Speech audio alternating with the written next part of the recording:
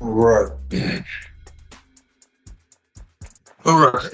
So this goes along with our thinking about what it means to be a vessel, a godly vessel, a holy vessel, one that belongs in the house of God, be a vessel for God. All right. And the title of this one, we're going to look at masturbation.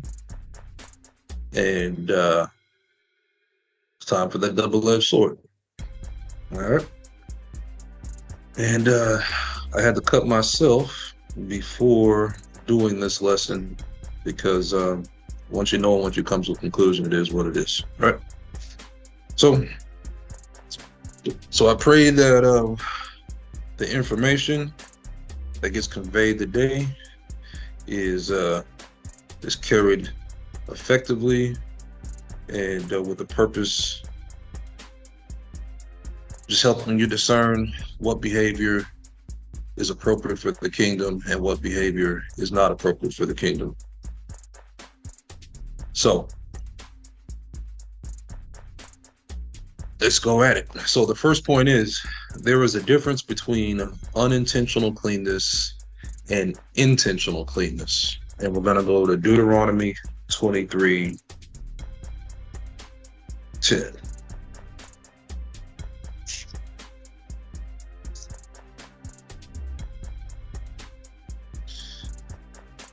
And we're going to read through 14.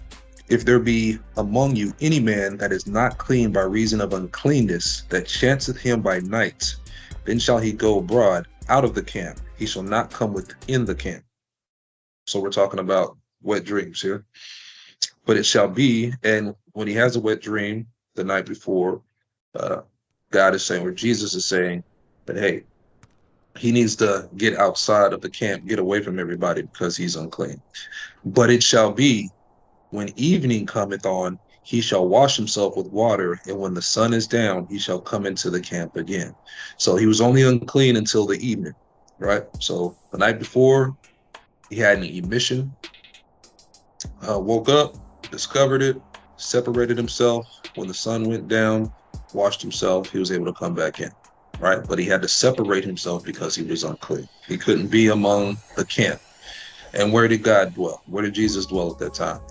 In the camp, which might have been when he moved out. But either way, he was among the children, right? And this person had to get out. Let's keep going. Verse 12. Thou shalt have a place also without the camp, whither thou shalt go forth abroad. And thou shalt have a paddle upon thy weapon. And it shall be, when thou wilt ease thyself, and use the restroom, a bowel movement, thou shalt dig therewith, and shalt turn back and cover that which cometh from thee.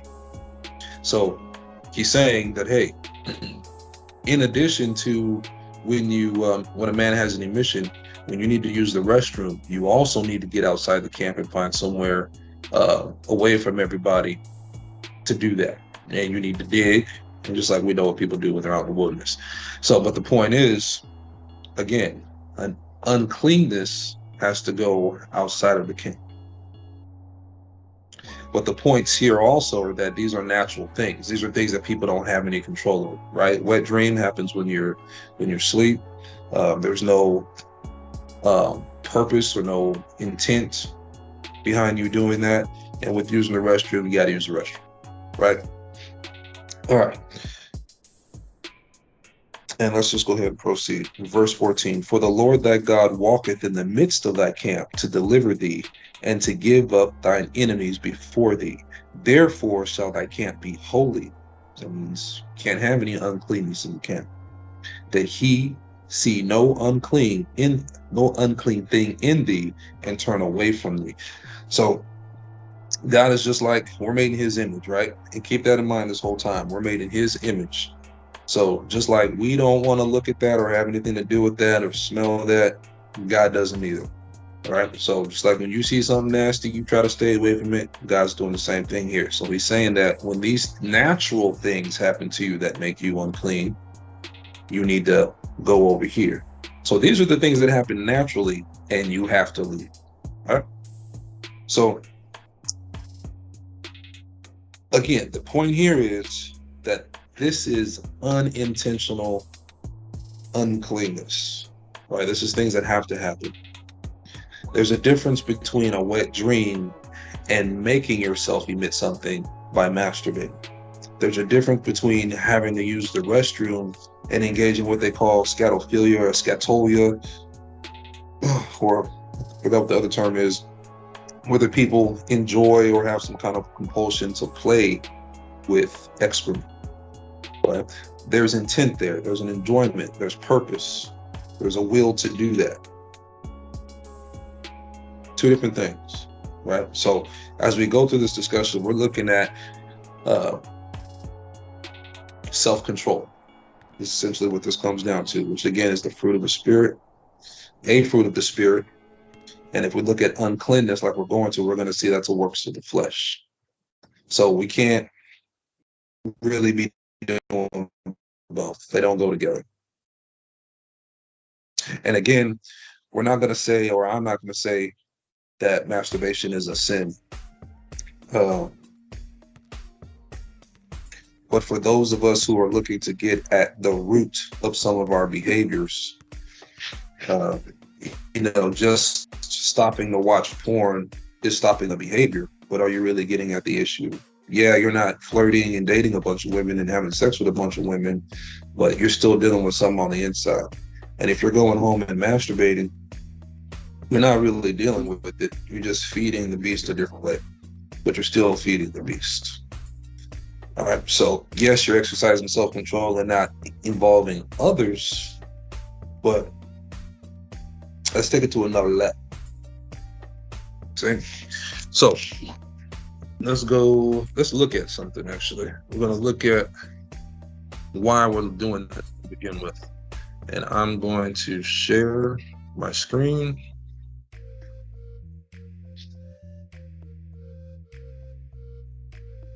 All right. I don't think this is the right one. All right. So this article here, look at the reason why we're doing this. So the prevalence, frequency, and associations of masturbations with partner sexual behaviors among U.S. adolescents. And you'll see you can see the website. That's not what's important. What the important piece is here is that across age groups, 73.8% of males, you see it right here, reported masturbating. Or 73.8% more males reported masturbating than females. Well, I'm sorry, I said that totally wrong. 73.8% of males reported masturbating while 48% of females did. And so that's a lot, right? It's a common thing. But let's look at what else is common, right? And what's also interesting is that among males and females, masturbation occurrence, so the frequency with which people masturbate, increases with age. So that's also something to consider. Like from a psychological perspective, and you're looking at developmental stages, Freud or some psychoanalytic people would say that, it's natural for people to play with their genitalia and explore that when they're young, right? And that's not what we're talking about. And we're not talking about people with developmental issues who get stuck in that sensory or stimulation thing. That's not what we're talking about. We're talking about those of us who have the mental capability of controlling our behavior. And we're talking about adults, and we're talking about those who are at a certain point in their spiritual walk, all right, and trying to be obedient to the will of God. So we've noticed that a lot of people masturbate. Almost 80% of men, or a third, well, what is that? 2/3, more than 2/3, 3/4 of men are masturbating. Half of women are masturbating. All right. So another article. Masturbation 101, letting go of the guilt. What's interesting is, from this article, is that 89% of female students involved in this study by Joyce McFadden, as you see, said they masturbated, right? But 70% of those females said they felt some kind of guilt. Now, if a few people feel guilt, that's one thing. But if a whole lot of people are masturbating, and most of those people are feeling some kind of guilt, there's a correlation there, right? There's an association, there's a positive association there.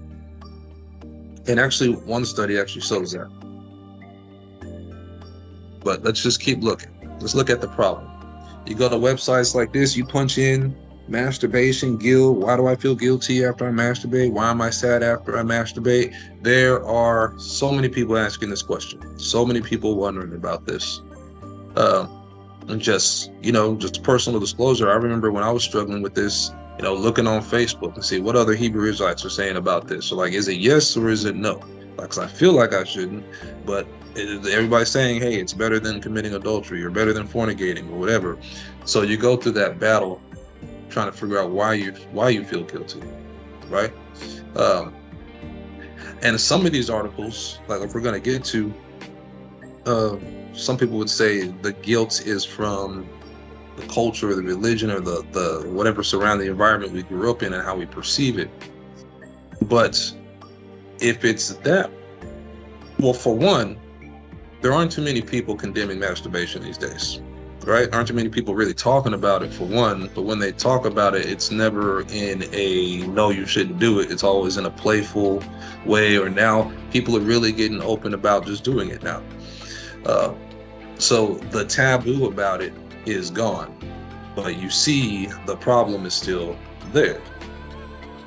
And there's a reason for that, and that's what we're going to get into. It's like, why is that? There's something so common and so quote unquote natural, and it's so healthy for you. Why is it causing people emotional problems? Why are people going overboard with it? Let's look at just a couple more.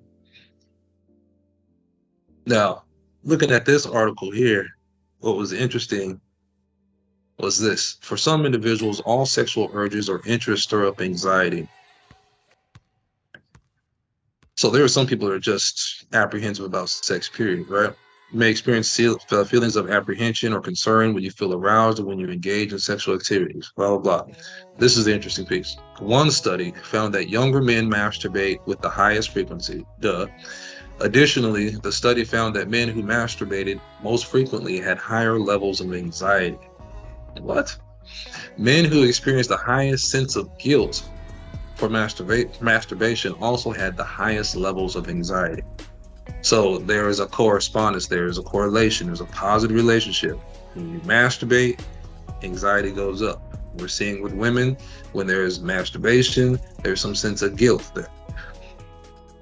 Looking at this article, I just want to read the results and just point out a couple of things, what exactly it is they found. So I'm just going to read it, actually. Our data confirm previous observations that psychiatric comorbidities, especially mood, anxiety, and personality disorders, are the rule rather than the exception for people with compulsive sexual behaviors. Right? So this isn't just talking about masturbation, but this is people who are having a hard time controlling themselves, right? And when you don't have control of your sexual behavior, the emotional behavioral stuff, the emotional problems kick in. Now, when you start hearing about behavior leading to emotional behavior problems, If you're into understanding things spiritually and discerning the spiritual from the natural, you know that those are evil spirits, just like the ones Saul had to deal with, right? For his bad behavior. They'll come and they'll vex you. There's little thoughts here, little thoughts there. Worry about this, worry about that. You're not this, you're not that. And here's the thing. And there's a term in here called ego-dystonic masturbation, right? And ego-dystonic masturbation, just so you can see the definition yourself. Ego-dystonic refers to thoughts, impulses, and behaviors that are felt to be repugnant, distressing, unacceptable, or inconsistent with one's self-concept, right? So when people are having these anxious, guilty, or whatever they are feelings about their behavior, that's what this is. It's called it's ego-dystonicism, whatever you want to call it. But the point being, the problem is that they're not being who it is they think they are, or who it is they think they should be, or yeah, that's it. So basically, for lack of a better way of putting it, they know they're better than that. We know we're better than that.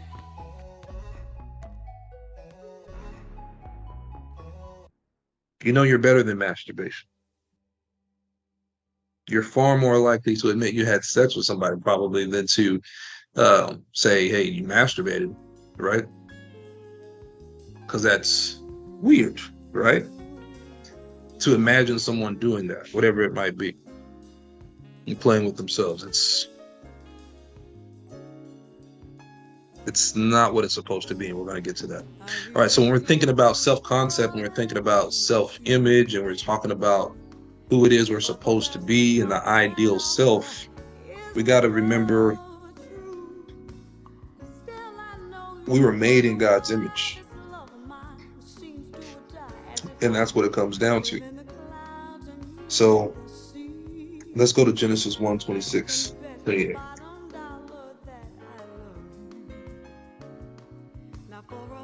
Genesis 1:26.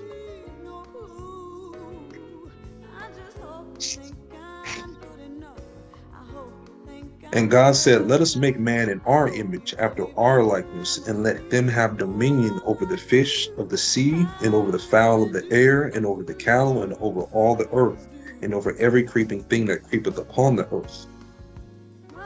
So created in his image, that is our perfection before our disobedience.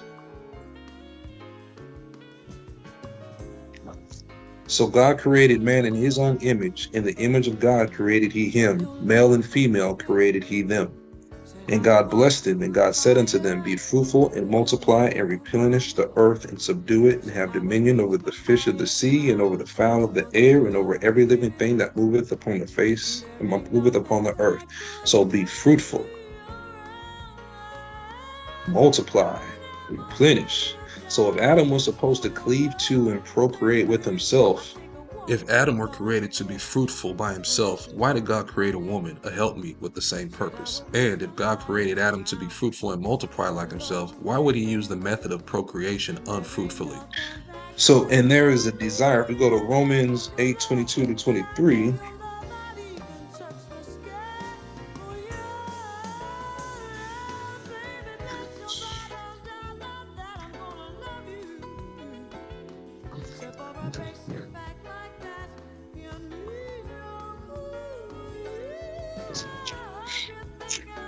Romans 8:22-23.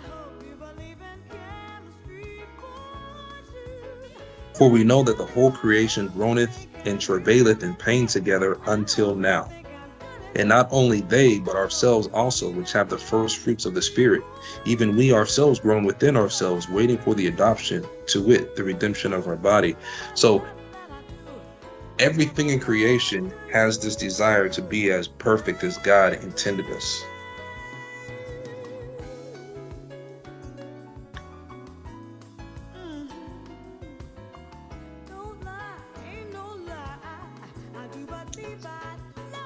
That's where that ego dystonia comes from. especially if you're a child of God, especially if you have His Spirit on your mind and in your heart. Let's keep going. So what I want to show now is this video. And I thought I had it. There we go. All right, so we're going to look at this video by a neuroscientist. I think his name is Huberman, and the psychologist is Peterson. I might have that reversed. I apologize. But they're going to talk about the effects of masturbation, right? And not just masturbation, but they're talking about porn, the visual images, watching people do it. But the principle is the same. They're talking about dopamine, which is a chemical in the brain that is associated with how we respond to rewards and how we respond to the things that when we get what we want, right? And they're talking about how porn is a shortcut to that dopamine release, but it doesn't require you to practice any of the dating skills like communication, the chivalry, all that kind of stuff, paying attention to body language that comes with courting.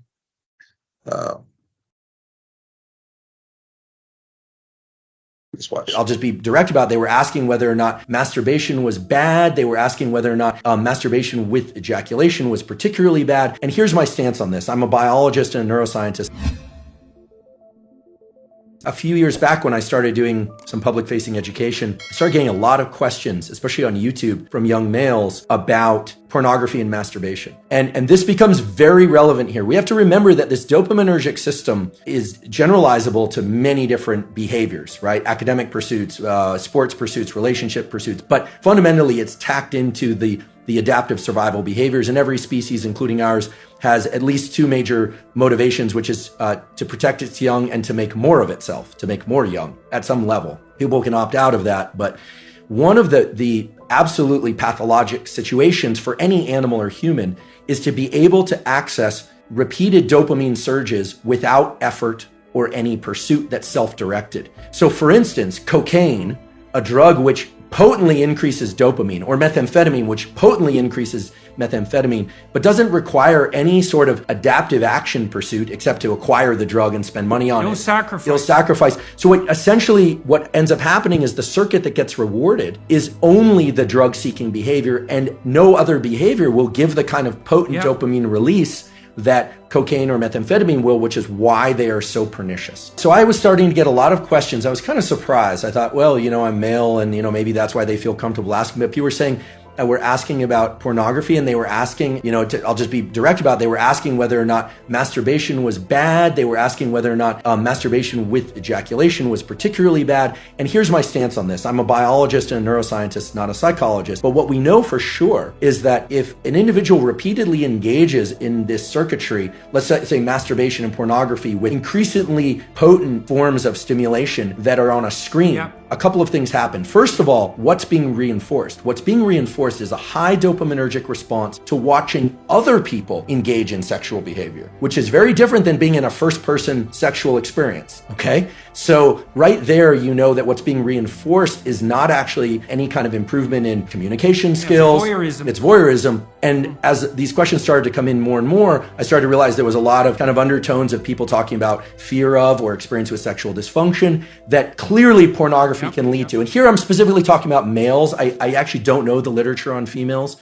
Females don't use visual pornography to the same degree. I see. They use literary pornography. I see. Yeah. So, and then you start to think about, okay, what happens in the cascade or the arc of sexual arousal and orgasm? What happens is that initially it's parasympathetically dominant, meaning if somebody is too stressed, they actually can't engage in sexual behavior. The arousal response doesn't occur. Erection is blunted, but the actual orgasm response and ejaculation is strongly associated with the so-called sympathetic nervous system, which has nothing to do with sympathy. It has everything to do with, it's a kind of a stress response. And then it reverses to a parasympathetic response. And a hormone called prolactin increases dramatically after ejaculation in males. What does that do? That blunts dopamine release and testosterone for a very long period of time, which makes sense if pair bonding and sort of, in our species anywhere, there's this idea that then other molecules would be exchanged with partners, pair bonding, potential for raising mates, etc. Without getting into a huge discussion about that, the point is this: masturbation and pornography are potently tapping into the dopamine system and can undermine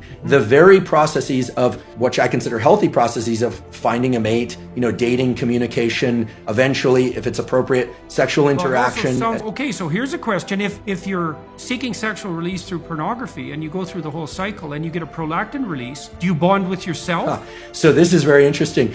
The biology explains it as what's left there is a kind of an open loop, a kind of an emptiness, because bonding with the self is a complicated notion. I mean, there's a healthy version of that, of course, loving oneself and self-referencing. And again, this is more far more your domain than mine in terms of what a healthy self-relation is. But in the absence of a real partner absence of real sexual partner, there's an open loop of neurochemicals, including oxytocin and prolactin. The dopamine, remember, dopamine goes up during pursuit, anticipation, then peaks and then crashes below baseline after orgasm and ejaculation. So this kind of low that people fear is putting them into an amotivated state. We can think of this, if I were to kind of expand on it, would be it's this kind of neurochemical, psychological equivalent of making your home environment filthy for a while, not actually putting you into this positive amplification of dopamine. So it depletes the dopamine system. And it's likewise in drugs of abuse and addiction, it eventually depletes the dopamine system. Initially, there's a huge dopamine surge with drugs of abuse like methamphetamine and cocaine.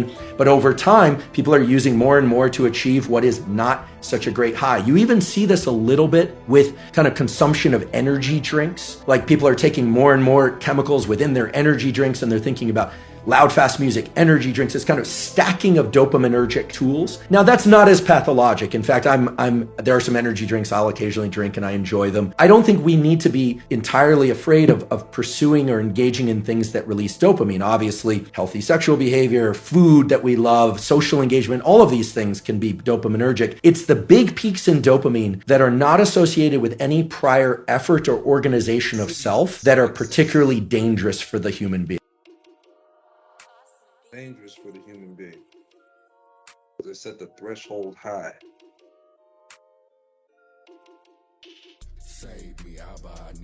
So basically, it impedes the development of your dating or your courtship skills.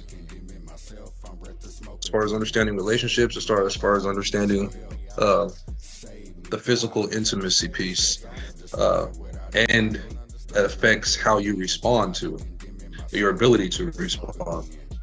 And so one of the key things that stood out, and I hope you heard me say something, was that it creates a gap in the loop, or an emptiness, a void in the loop, right? That the prolactin, we're going to get to that later with the prolactin, but the bonding hormone after sex that increases, it's not where it should be compared to if you were with a real person. And your body's wanting that other person there, but it's not getting that real sense of intimacy and connection met. It just got the dopamine release. It just got the pleasure piece. So it's like if you were hungry and you were starving, right? You said, I want some food. And someone brought you back some McDonald's instead of bringing you back some grandma's cooking, some homemade food, right? McDonald's might hit the spot for about 10 minutes, but it didn't provide your body with anything it could actually use besides empty calories. But grandma's food, that whatever that home cooked food was going to nourish you and give your body what it needs to keep going. So, one last thing I want to look at. before we jump into the scripts a little bit more is this nonsense here. So when we look at all that stuff, right, we're listening to neuroscientists, we're listening to neuroscientists, or psychologists saying the same thing, the research is saying the same thing, but then you look at places like Planned Parenthood and other, I'm not going to say liberal, but other like-minded people or agencies, liberals. It doesn't make any sense, right? So is it normal to feel guilty after you masturbate? I masturbate daily, but I always feel guilty and self-conscious afterward. Is it normal for me to feel like that? It's common to feel bad about masturbating. It's common. So everyone admits you're going to feel bad after masturbating, right? The chances are you're going to feel bad after masturbating, although there's no reason for it. That doesn't make sense. Many people worry about masturbating because there are a lot of myths out there that masturbation is dirty, dangerous, or something to be embarrassed about doing. But the truth is, masturbation is a safe and healthy sexual activity. Is it safe? Is that what we just saw? Is that what we just heard? That it's safe? Is that what we just read in those research articles? It's safe and healthy sexual activity, right? People of all ages masturbate. Guys masturbate, and girls do it too. Single people and people in relationships do it too. Some people masturbate a few times a day, some do it a few times a year, and some don't do it at all. If you enjoy masturbation and tend to feel guilty of afterward, try to think about something pleasant instead. That's hilarious, is it not? Now, when I read it, the first thing that popped in my mind was, you shall not surely die, right? Just think of something else besides your feelings of conviction, right? Just think about something else. And then when you think about it, what Planned Parenthood is, what they're relaying in this is that you don't have to keep children. You can kill them before they're born. And you can masturbate and rely on yourself and your flesh as you think you need to. You don't need to use your sex organs to have sex. You can pleasure yourself. It's common. Everyone's doing it. Feel free. Do it at will. If you feel bad, just think about something else. But keep masturbating. It doesn't make sense. You know what I'm saying? So let's look at the problem, not just the physical and social emotional symptoms, but let's look at the spiritual problem. Let's get to what the real issue is, right? All right, so let's go to Galatians 5:19, and let's look at where this ego dystonia is coming from. Galatians 5:19.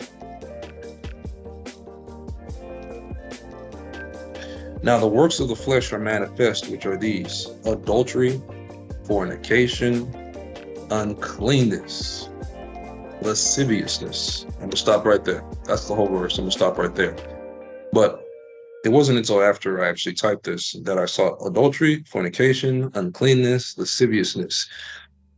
They all go together, right? Especially for the purpose of this study. But they all go together, and God knew that, and He put it in that order. So that's what He does, right?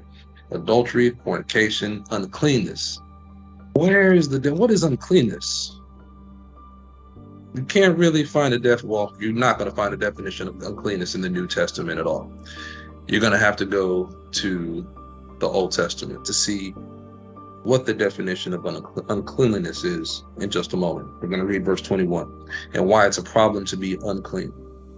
Envyings, murderers, drunkenness, revelings, and such like, of the which I tell you before, as I have told you in time past, that they which do such things shall not inherit the kingdom of God. So now the works of the flesh are manifest, which are these: adultery, fornication, uncleanness, lasciviousness. They which do such things shall not inherit the kingdom of God. So we're talking about uncleanness. We need to figure out, if we're trying to get into the kingdom, we need to try to figure out what it means to be clean and unclean, right? And we're not going to go through all of the cleanliness laws, but we're going to focus on masturbation today. All right. So let's go to, make sure I'm turning these pages correctly. We're going back to Deuteronomy 23:14. And why? I'm just reiterating the fact that it is important to remain as clean as you can. That's the point. Be as clean as you can. All right, you are a vessel. I don't want a half-washed dish on my table for my steak. Deuteronomy 23:14.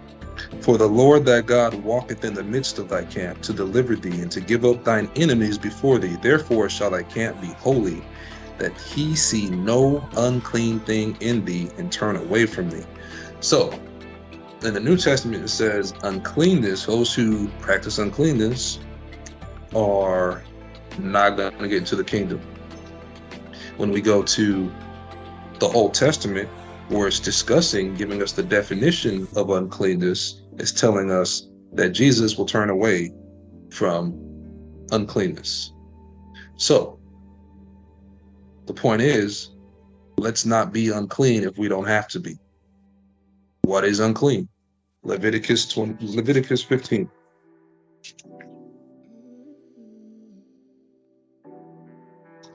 Leviticus 15.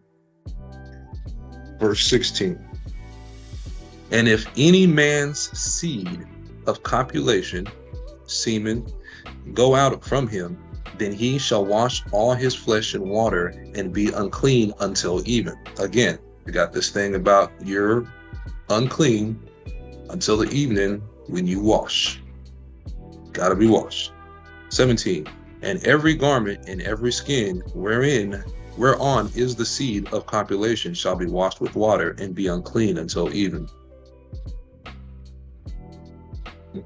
So,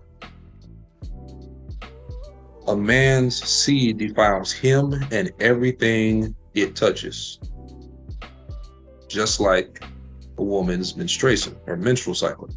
In verse 18, the woman also with whom man shall lie with seed of copulation, they shall both bathe themselves in water and be unclean until the even. And if a woman have an issue, and her issue in her flesh be blood, she shall be put apart 7 days, and whosoever toucheth her shall be unclean until the even. So, defecation, semen, a woman with an issue of blood, all unclean, all got to be separated. Right? Separate when you're going through it.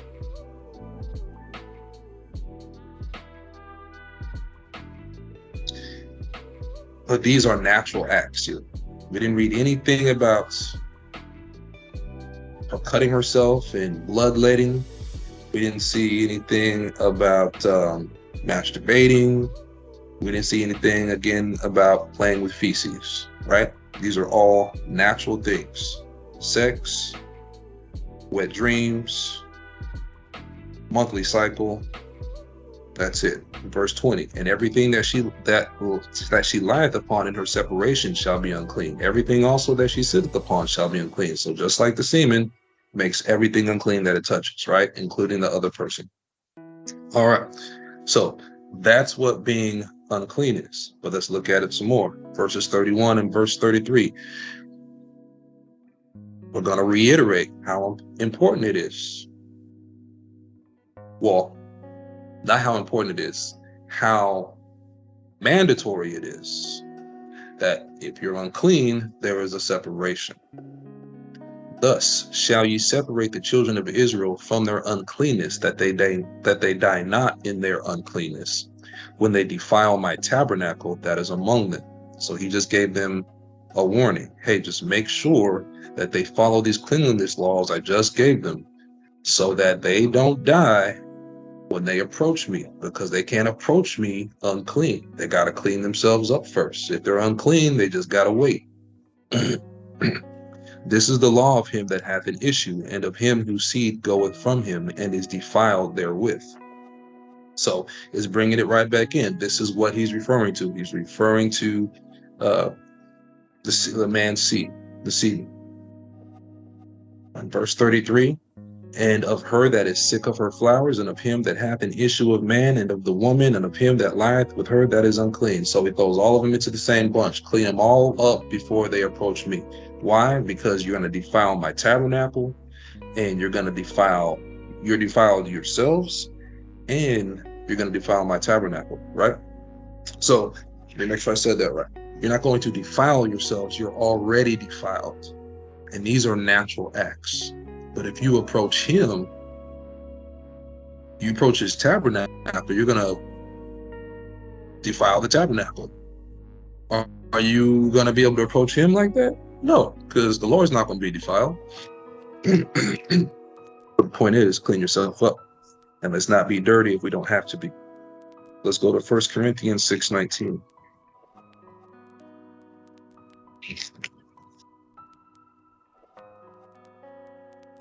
What? Know ye not that your body is the temple of the Holy Ghost, which is in you, which ye have of God, and ye are not your own? So didn't we just read in Leviticus that your uncleanness will defile his tabernacle? But now we're reading here in 1 Corinthians that you are his temple.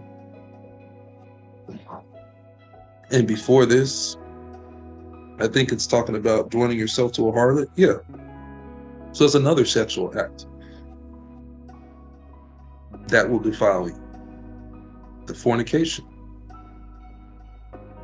adultery, fornication, uncleanness, lasciviousness. Can't get into the kingdom. You're defiling yourself. You're making yourself unholy. You're making yourself a dishonorable vessel, a vessel of dishonor. And you're going to get taken out of the house, out of the temple, and you're going to get burned just like you were a pagan instrument of worship. 1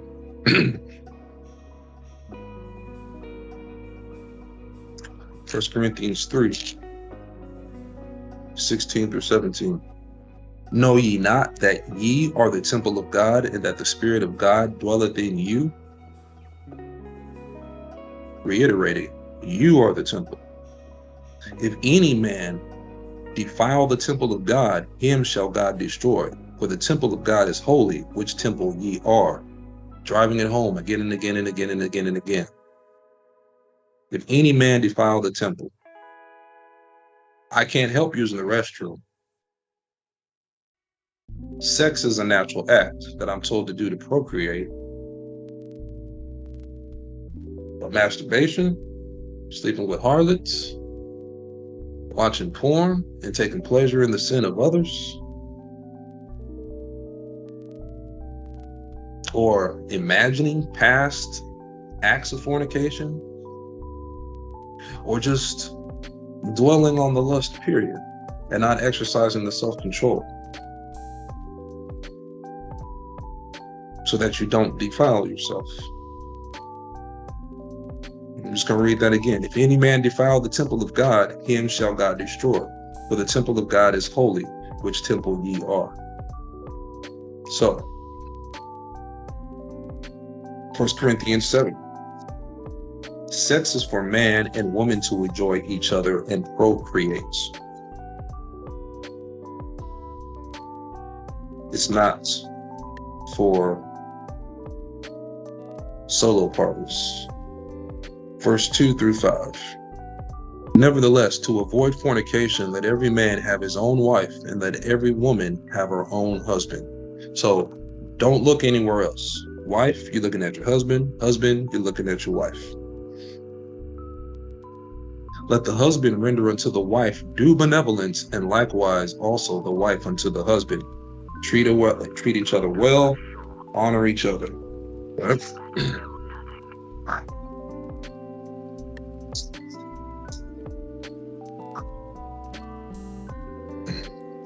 The wife hath not power of her own body, but the husband, and likewise also the husband hath not power of his own body, but the wife.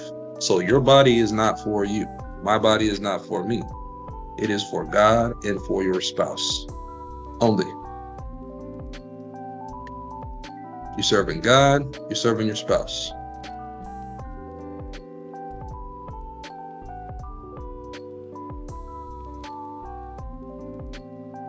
Verse 5. Defraud ye not one the other, except it be with consent for a time, that ye may give yourself to fasting and prayer and come together again, that Satan tempt you not for your incontinency. Incontinency is the lack of self-control, right? The only godly option for sexual pleasure for a husband is his wife, and for a wife, her husband.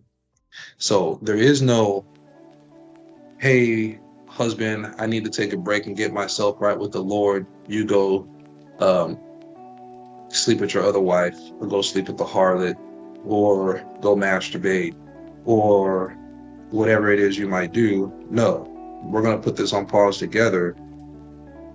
Both take a break, focus on God, and then we're going to come back and start and bring each other back in and serve each other, submit to each other, and reconnect, rebond. Which is, I think, the piece I missed. Maybe we'll get to that. Let's jump to verse 8. I say, therefore, to the unmarried and widows, it is good for them if they abide even as I, but if they cannot contain, let them marry, for it is better to marry than to burn. So if you can't control your sexual urges, get yourself together with the Lord, so he'll help you find a worthy spouse. Just know that just because you're married doesn't mean you're going to be having sex whenever you want to have sex. It might at first, but as time goes on, it's just not how it works typically, especially once you have a couple of kids. So either way, either situation, the self-control is going to come into play. Whether or not she's on her cycle, whether or not your husband is out of town at work, maybe his back is injured, maybe she just had a baby, whatever it might be. You gotta try it. You gotta maintain self-control.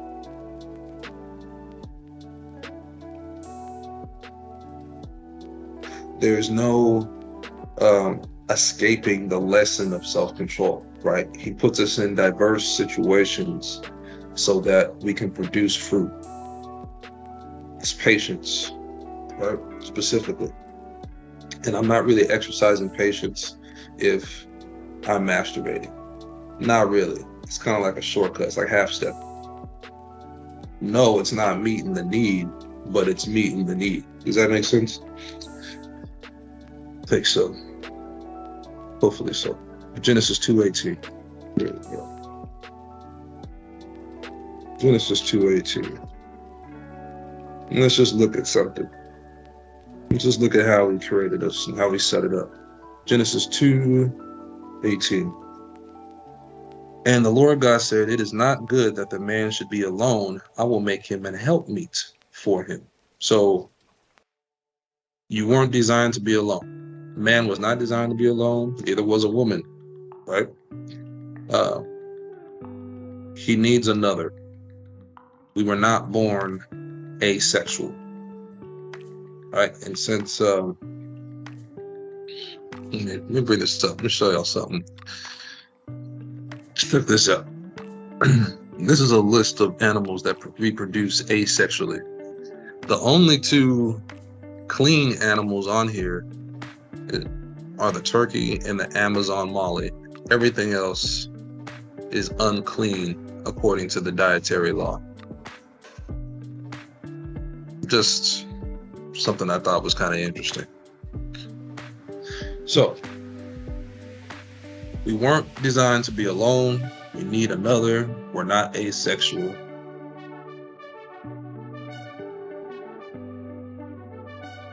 So let's take another look back at that prolactin, right? So basically, this study found as the abstract there, wasn't able to find a full article, but basically what it shows is that that neurochemical prolactin that's released after an orgasm is 400 times more in quantity. That release is 400 times stronger than in sex than it is masturbation. Sorry. So when you have sex with a person, this release of prolactin, this bonding chemical, this thing that helps you recuperate after sex, or help you relax after sex, it calms the body after sex, which is why it's hard for a man to get another erection. It's 400 times higher, right? So what that essentially means is that the satisfaction that was gained from sex, the stimulation was far greater because it required far more of a release. As opposed to masturbating, where it's just a little bit of prolactin release. And so when you're feeling satisfied from the sex, someone who masturbates is not going to have the same level of satisfaction. Not that same level of just, you know what I mean? For lack of a better way of describing it. Which, in my mind, might be why there's a steady,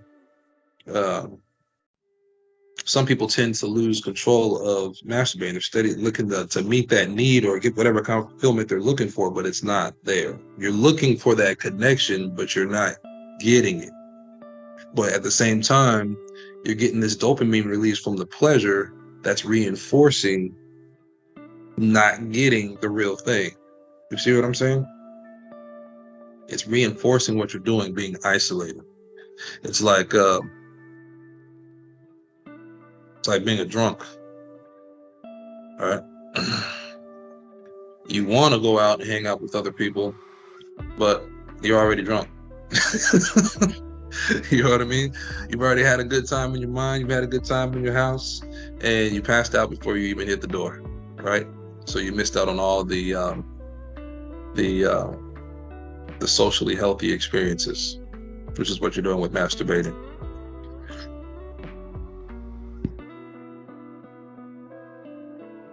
Genesis 2:20. What else wasn't good enough for Adam? His self wasn't good enough for him.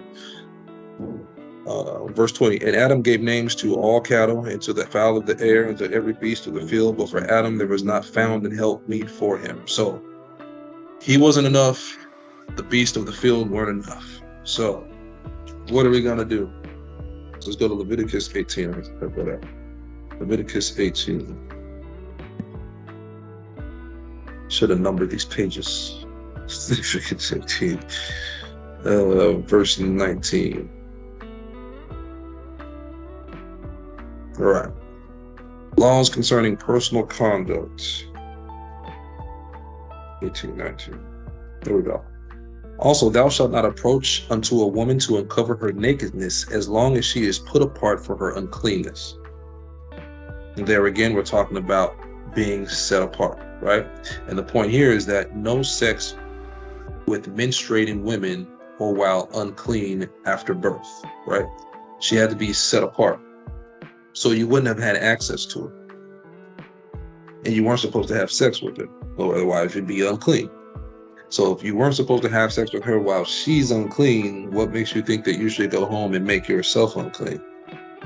You might as well just gone with her. If y'all gonna be unclean together, right? But no, that's not how it is. And just a little side note here, just like when you're sowing seeds, we're commanded to let that land rest on the 7th year, right? You're cultivating the land for 6 years. On that 7th year, you let it rest. It's no different than when a woman's on her cycle when she's put apart. You've cultivated the land, you've tried to nurture it, you've put seeds in it, probably, and now you're letting it rest. Right? And then you can come back to it after it's had its time of rest. And that thinking is going to come into play in just a second, right? Sowing seeds, letting it rest. Verse 22. Thou shalt not lie with mankind as with womankind, it is an abomination. So no sex with the same sex, no sex with, you're not good enough for yourself. The animals are not good for you. There are times when you got to let a woman rest, and you can't be making yourself unclean while she's unclean. And You can't go to another man. That's not an option. All right. Or a woman go to another woman. Verse 23. Neither shalt thou lie with any beast to defile thyself therewith. Neither shall any woman stand before a beast to lie down thereto. It is confusion. So again, we haven't reiterated what we drew from in earlier in the chapter, is that you're not supposed to have sex with beasts, right? So, not sex with yourself, making yourself unclean, which is evident from the fact that you're not supposed to be making yourself unclean when your wife is separated because she's unclean, and you're not supposed to be with her while she's unclean. Otherwise, it makes you unclean. So you're not supposed to make yourself unclean by having sex with yourself. You're not supposed to have sex with an animal. You're not supposed to have sex with another person of the same sex. All of that, right? So, went on down the line. Genesis 38, 8 through 10. Genesis 38.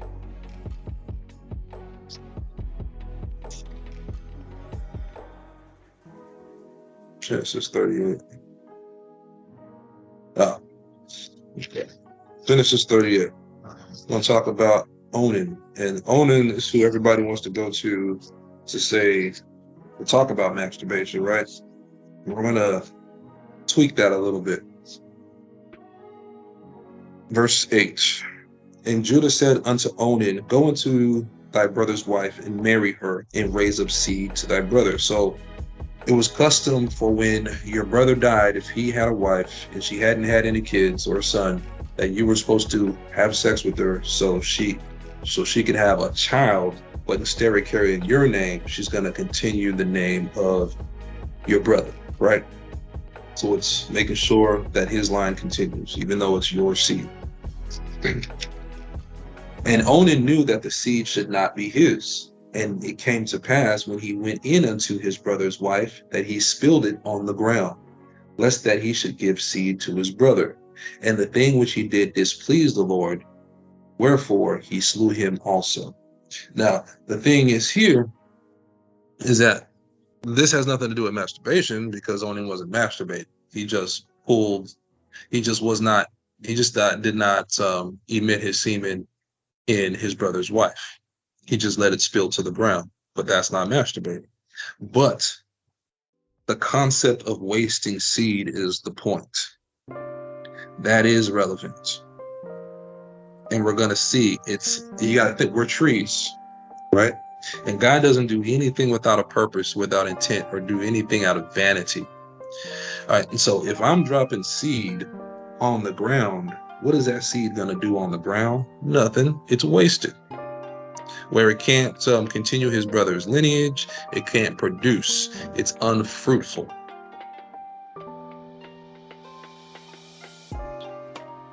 Let's go to Matthew 13, 3 through 6.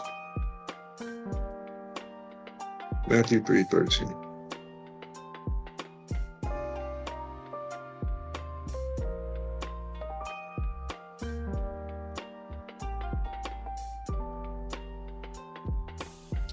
Matthew 13, 3.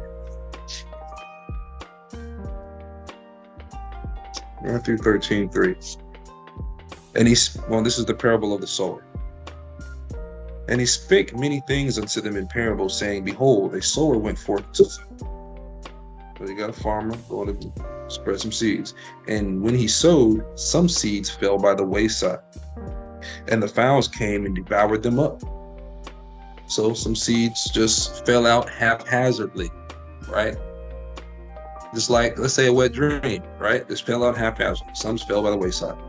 Some fell upon stony places, kind of like Onan's seed, right? Fell on the ground, where they had not much earth, and forthwith they sprang up, because they had no deepness of earth. I read that all kinds of choppy.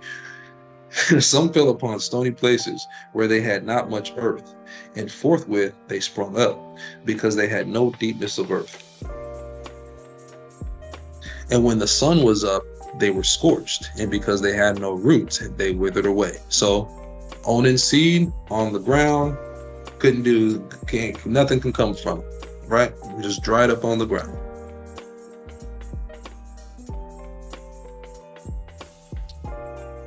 It's no different than what we're reading here in the parable of the sower. And we know the parable of the sower is not about what it is we're talking about, but it's a continual concept of us being trees and us supposed to, and we're supposed to be fruitful, and we're supposed to be seeds that eventually produce. It's just a continual thing, right?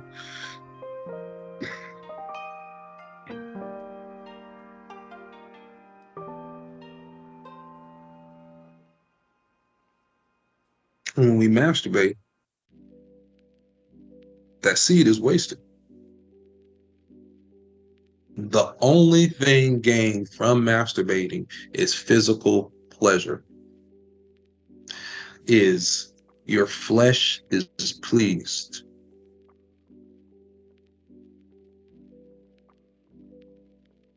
Your flesh was served. Your flesh was exercised. You worked out the flesh. That is what's going on. Genesis 2:22. And the rib which the Lord God had taken from man made he a woman and brought her unto the man. And Adam said, this is now bone of my bones and flesh of my flesh. And she called flesh of my flesh. She shall be called woman, because she was taken out of man. So the only thing God saw fit for Adam was a woman. That's it. Emotionally and anatomically, only a woman meets the needs of a man. Only a man can meet the needs of a woman. That's it. A man can't meet his own needs. An animal can't meet a man's needs. I think I lost track. He can't meet his own needs. An animal can't meet his own needs. Another man can't meet his own needs. A harlot is not going to meet his needs because she's not going to hit the emotional, spiritual piece. Only a good woman. Only good ground. Genesis 1:28. Only good ground for the seed. Genesis 1:28.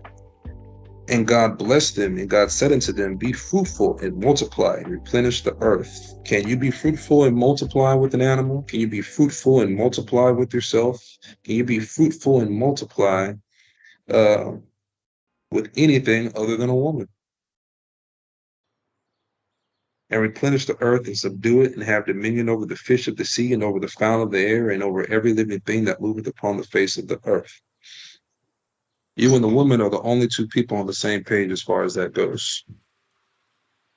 We'll go to Genesis 2:24. Therefore shall a man leave his father and his mother, and shall cleave unto his wife, and thou shalt be one flesh. And they were both naked, the man and his wife, and were not ashamed. So that was the first marriage. It was a rejoining. Spiritually, purpose, fruitful, being multiplying, replenishing, subduing, having dominion. And then physically, the children are the DNA from both parents. So they're coming together physically, and then the spiritually and then purpose part, you have the same aim. You're both trying to get back, both trying to get to what it is you're supposed to be and how you were made in God's image. You're trying to live out that godly image. That's what you're trying to do. It's the only thing that fits a man is another woman, not himself.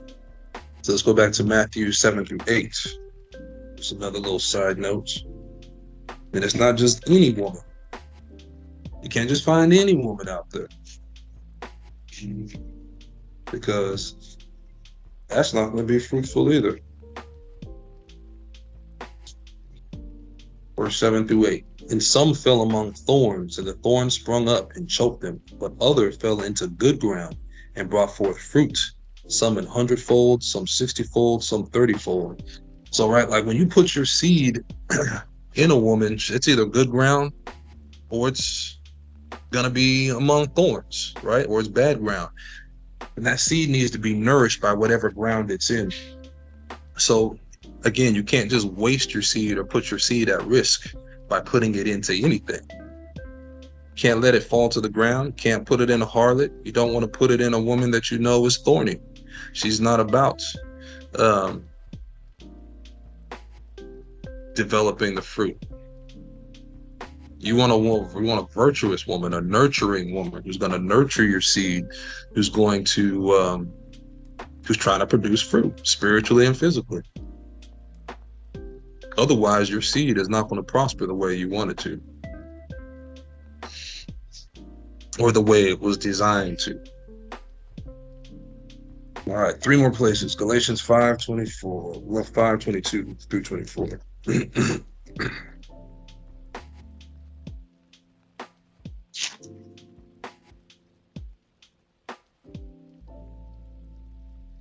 But the fruit of the Spirit is love, joy, peace, long-suffering, gentleness, goodness, faith, meekness, temperance. Against such there is no law. The fruit of the Spirit includes temperance, also known as self-control. And they that are Christ have crucified the flesh with the affections and lusts. So we have to put our affections and lusts on the altar.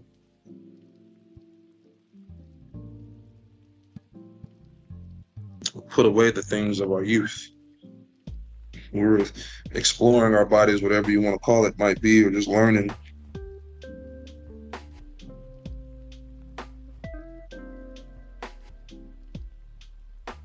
Shouldn't be masturbating more as you get older. Should be less. Should be exercising more self-control. Romans 12:1 through 2. Sometimes we think being grown means we have the freedom to do what we want, and it's my body. But as we said, it's not our body. It's either God's or our spouse's. If we don't have a spouse, and our body is God's.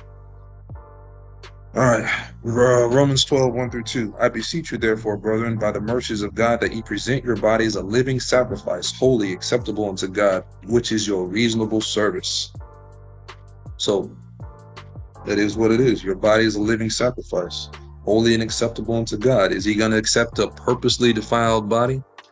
If you're out here purposely defiling yourself, making yourself unclean, is that what it's about? Our lives, how we use our body, our words, and time is our sacrifice. It's either like Abel's or Cain's sacrifice. It's either our best or it's not. We can't offer our intentionally and knowingly defiled bodies as sacrifices to our Lord. And be not conformed to this world, but be transformed by the renewing of your mind, that ye may prove what is that good and acceptable and perfect will of God. Is it the will of God that you masturbate? I think intuitively we know that's not true, and the scripts and everything we just went through and the research shows that that's not true. We can't be like the rest of the world, which is hypersexualized. We need to seek the perfect will of God. How did he create us? What does he want us to do? Matthew 17.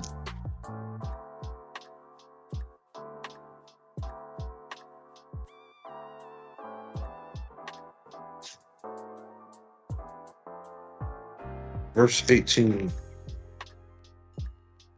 And Jesus rebuked the devil, and he departed out of him, and the child was cured from that very hour.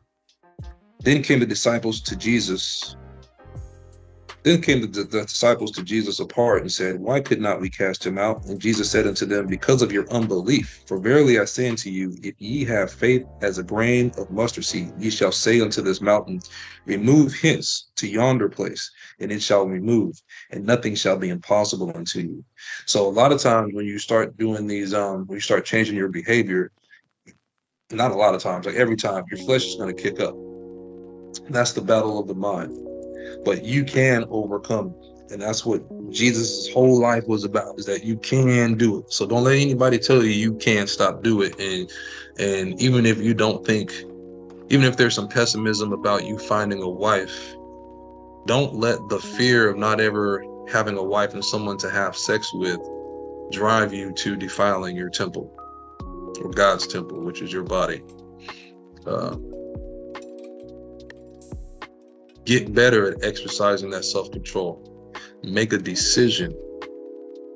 Because if you ride the fence, the devil's going to keep coming. You can rebuke him all you want to, but if you're riding the fence, he's going to keep coming because he knows that you're going to let your guard down. So you have to seal it up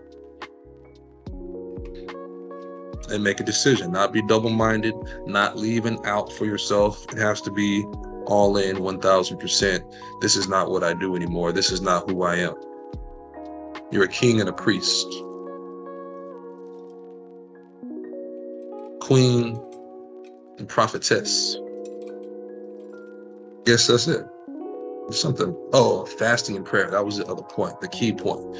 So when you get strong, when you get when you feel like you're getting weak, or before you know you're getting weak, make sure that you're praying and relying on his strength. And talk to him just like he's right in front of you, because just like you saw in one of those original verses, he's among you. He's among us, as long as we're not unclean. So once you get yourself cleaned up, keep him close by keeping yourself cleaned up. And the more you keep him close, and the more you practice that, the easier it will get. And it's 100% true. But you got to believe it. You got to know it. Not just believe it. You got to know it. Like you know the sun's coming up tomorrow.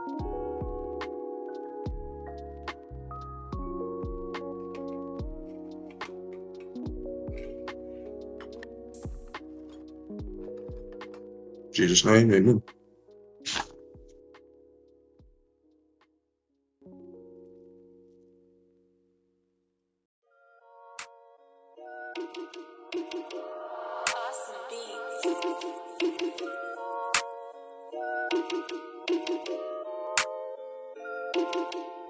Save me, Abba, I need your help. Save me, God, I'm captive to this flesh.